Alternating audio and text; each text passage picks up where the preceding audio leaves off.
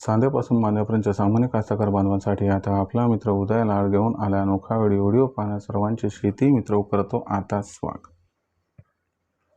जो चांद्यापासून बांध्यापर्यंतचा सामान्य सोयाबीन उत्पादक कास्तकार बांधव आहे त्याच्यासाठी सध्याची ही सर्वात महत्त्वाची ब्रेकिंग न्यूज। जी ब्रेकिंग न्यूज सामान्य सोयाबीन उत्पादक कास्तकार बांधवांसाठी सध्या अत्यंत महत्त्वाची आणि अत्यंत फायद्याची। ज्या ब्रेकिंग न्यूज अनुसार आता 15 मे नंतर देशांतर्गत बाजारामध्ये तब्बल 50% घटणार आहे सोयाबीनची विक्री। पण जो सामान्य सोयाबीन उत्पादक कास्तकार बांधव आहे तो मात्र सध्या विचारायला लागला की 15 मे नंतर देशांतर्गत बाजारामध्ये सोयाबीनची विक्री ही 50% का घटणार आहे।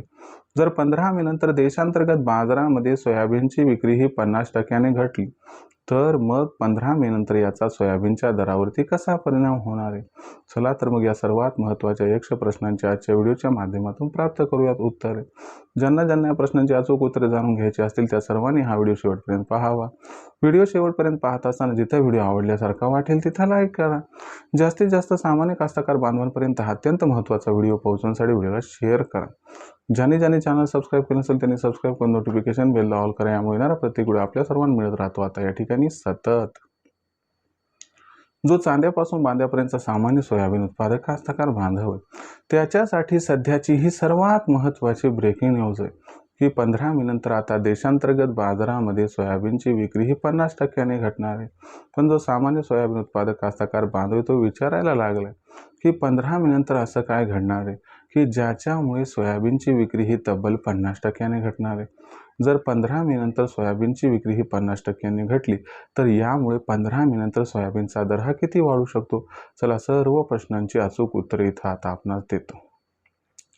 जर आपण सर्वांनी बघितलं तर सध्याच्या कंडिशनला जी सोयाबीनची विक्री होत आहे ती मागच्या वर्षीच्या तुलनेत जवळपास 30% कमी आहे। पण 15 मे नंतर याच्यामध्ये आणखीन कमतरता येऊन ही सोयाबीनची विक्री 50% घटणार आहे। मग मागच्या वर्षीपेक्षा यंदाच्या वर्षी 15 मे नंतर सोयाबीनची विक्री 50% का बरं घटणार आहे। तर यामागचं सर्वात महत्त्वाचं कारण म्हणजे यंदाच्या वर्षी झालेलं सोयाबीनचं उत्पादन रेकॉर्ड जे होतं ते खालच्या स्तरावर होतं। म्हणजे सोयाबीनचं उत्पादन तब्बल 25-30% घटलं होतं आणि सुरुवातीच्या फेजमध्ये जे सामान्य कास्तकार बांधव होते त्यांनी बऱ्यापैकी सोयाबीनची विक्री केली होती आणि सरकारने पण खरेदी केली। मग आता कास्तकार बांधवांकडे जास्त सोयाबीन शिल्लकच नाही, ज्यांच्याकडे आहे त्यांना विक्रीची गरज नाही आहे। त्यामुळे आपण जर बघितलं तर तो जो ट्रेंड आहे विक्रीचा तो 50% 15 मे नंतर घटणार आहे। आता हे कळाले की 50% विक्री घटणार आहे 15 मे नंतर तर मग याचा परिणाम सोयाबीनच्या दरावरती कसा होईल बरं। तर तुम्हाला सांगतो याचा परिणाम पॉझिटिव्हली होईल। सोयाबीनचा भाव यामुळे 6000 पर्यंत पोहोचेल सुद्धा। पण सोयाबीनचा भाव फक्त यावरती डिपेंड नाही आहे, तो आंतरराष्ट्रीय बाजारावरती डिपेंड आहे। जर समजा अमेरिका इराण संघर्ष सुरू राहिला, देशात 15 मे नंतर 50% सोयाबीनची विक्री ही घटली तर तुम्हाला सांगतो सोयाबीनचा भाव 6000 पर्यंत जाईल। पण सोयाबीनचा भाव यावर टिकणार नाही। म्हणून ही तेजी आली की आपण सर्वांनी सोयाबीनची विक्री करायची, कारण अमेरिकेत सोयाबीनचं पेरणीचं क्षेत्र वाढणार आहे।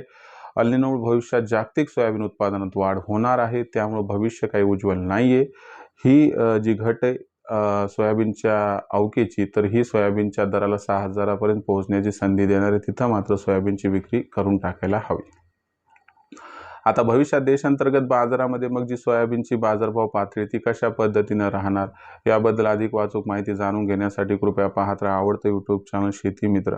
व्हिडिओमधील माहिती मला वाटते आपल्याला आवडली त्यामुळे व्हिडिओस लाईक करा। सामान्य कास्तकार बांधवापर्यंत हा महत्त्वाचा व्हिडिओ पोहोचवण्यासाठी व्हिडिओ शेअर करा, सबस्क्राईब करून नोटिफिकेशन बेलला ऑल करा। यामुळे येणारा प्रत्येक व्हिडिओ आपल्याला मिळत राहतो आता इथं सतत। तर मित्रांनो अशाच एका नवीन व्हिडिओसह मी आपला मित्र उदय लाड आपल्या सर्वांना आवडतं यूट्यूब चॅनल शेती मित्र मिळत राहील सातत्याने। तोपर्यंत सर्व शेतकरी मित्रांचे आणि कास्तकार बांधवांचे आजच्या वेळेत आपला मित्र उदय लाड हा मनापासून व्यक्त करतो। आपल्या सर्वांचे खूप खूप आभार।